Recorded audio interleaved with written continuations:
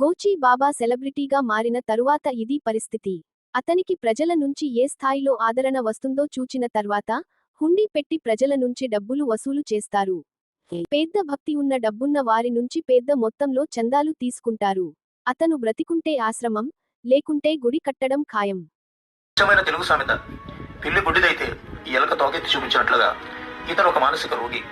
ఇతనిని హాస్పిటల్లో ఎప్పుడో జాయిన్ చేసి ఉండుంటే ఈ రోజు ఈ పరిస్థితి వచ్చిండేది కాదు. ఇతనే గోచీ బాబా. ఇతను చెట్టు ఎక్కి కూర్చుంటాడు.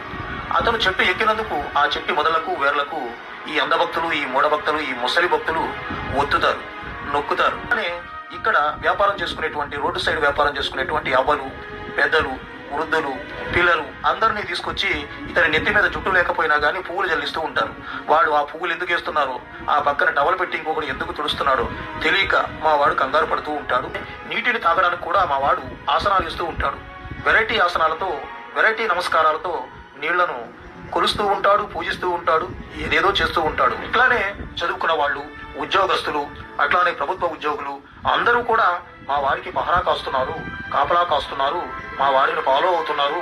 మా పిచ్చి గోచీ బాబాని హాస్పిటల్కి మానేయించి చెట్లు ఎక్కించారు. ఆ చెట్ల మీద కూర్చుని బుర్ర గోక్కుంటాడు, కళ్ళు తేలేస్తాడు, అటు ఇటు చూస్తూ ఉంటాడు. ఏం జరుగుతుందో ఏంటో తెలియక అయోమయంలో ఉంటాడు. మా గోచీ బాబాని ఈ స్థితికి తీసుకొచ్చింది మా అంధభక్తులు, మా మూఢభక్తులు, మా మూర్ఖులు, మా అజ్ఞానులు.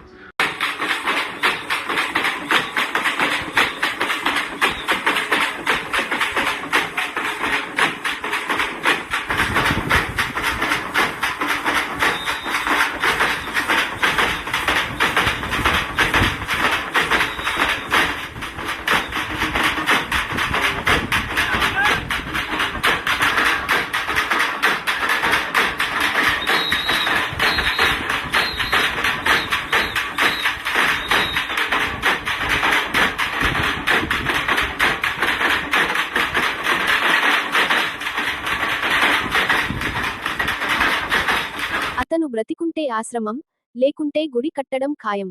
ప్రభుత్వ భూమిని ఆక్రమించి ఒకచోట స్థిరపడతారు. ఇక హుండీలో డబ్బులు వేసే భక్తులకు కొదవ ఉండదు. చందాలు అడిగితే ఇవ్వను అనే భక్తులు ఉండరు. నిర్వాహకులు అడగాలే కాని ఈ గోచీ బాబాకు వెండి, బంగారంతో చేసిన గోచీలను చేయించి ఇచ్చేందుకు భక్తులు క్యూ కడతారు.